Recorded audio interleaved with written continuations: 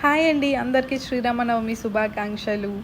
ఈరోజు ఇంటి ముందైతే ఈ ముగ్గయితే ఏసాననమాట. ఏసి చుట్టూ గ్రీన్ అండ్ పింక్ కలర్స్ ఉంటే అందులో అయితే బార్డర్స్ అయితే వేశాను.